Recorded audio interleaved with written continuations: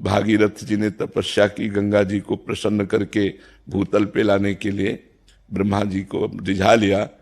तो गंगा जी ने कहा मुझे भूतल पर रोकेगा कौन, क्योंकि मैं ब्रह्मलोक से जाऊंगी तो सीधे रसातल पहुंच जाऊंगी।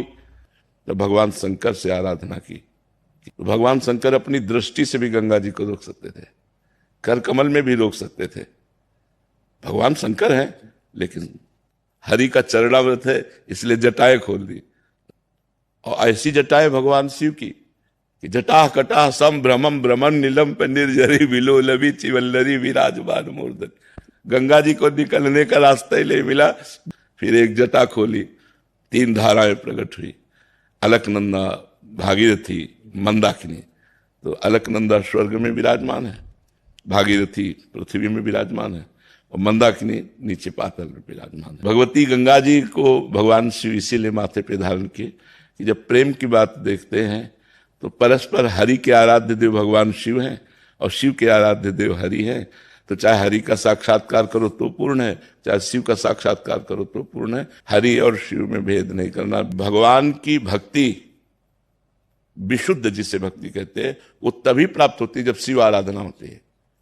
अयोध्या वासियों को भगवान श्री राम ने एकत्रित करके बैठाला और कहा, औरो एक गुपुत मत सबई कहां कर जोरी, शंकर भजन बिना नर भगत न पावे मोरी। अयोध्या नाथ है, लेकिन कैसे दैन्यता से कह रहे हैं कि मैं हृदय की गुप्त बात कहता हूं, शंकर भजन बिना नर भगत न पावे मोर। बिना भगवान शिव की आराधना के हरि की भक्ति प्राप्त नहीं की जा सकती। भगवान कहते हैं, भगवान शंकर से द्रोह करे और मेरा दास कहलाए, वो मुझे स्वप्न में भी अच्छा नहीं लगता। ऐसा भगवान। महाराज, काशी में भगवत प्राप्ति हुई और वृंदावन में हुई, उसमें अंतर क्या है? काशी में भगवत प्राप्ति हुई भोजन, और वृंदावन में भगवत प्राप्ति हुई पानी। काशी में भगवत प्राप्ति के बाद जो प्रेम की पिपासा है, प्रेम की जो पिपासा है, वो वृंदावन में पूर्ति हुई। क्योंकि सारा वैभव एक का है, तत्व तो एक ही है, दो नहीं है, पर काशी में बोध होता है। और जो वृंदावन है ये रमण स्थली है, रासस्थली है।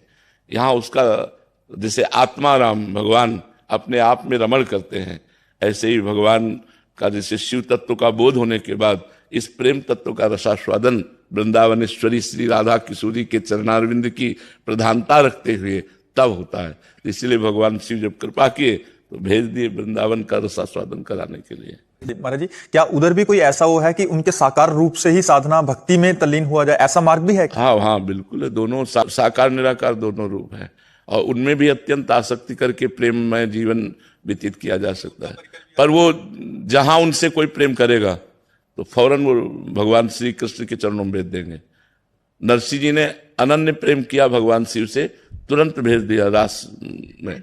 राधा बाबा ने अनन्य प्रेम किया भगवान से, तुरंत रास में भेज दिया। परम वैष्णवाचार्य भेज देते हैं तुरंत कृपा। चलो, हमारा उन्हीं का तो विलास है, रास विलास उन्हीं का है, किसी और का नहीं है। वही श्री कृष्ण, वही शिव है, वही राधा है, वही जगदम्बा है, कोई और थोड़ी, वही है। तत्व तो एक है, विलास उन्हीं का है। तो जब उनसे प्रेम करो तो अपने प्रेम विलास में भेज देते हैं। अगर मोक्ष प्राप्त करना चाहते हो तो उनका निराकार स्वरूप है, आत्मस्वरूप, आत्मा का बोध प्राप्त करके मुक्त हो जाए। जो महापुरुष जन वहां से यहाँ ट्रांसफर हो जाते हैं, भक्ति में उनका चित्त लग जाता है, और जैसे आपने कहा कि उनकी कृपा से ही यहाँ हो जाते हैं, तो महाराज जी उनको अपूर्णता तो नहीं लगती कि वो कोई समझ पावे कि न समझ पावे, भगवान शिव से कितना प्रेम है ये भगवान शिव ही जानते हैं। क्योंकि 20 वर्ष अनन्य आराधना भगवान शिव की रही। अब उन्होंने जैसे प्रिया प्रीतम के चरणों में भेज दिया, और अब जैसे कर्पूर गौरम करुणावतारम, वही करुणामयी गौरी किशोरी है। जो गौरांग गंगाधर है वही गौरांगी प्रिया जी है। अब जब भावना टिक गई तो अब हटा के पूर्व में ले जाने के लिए क्षमता नहीं रह गई।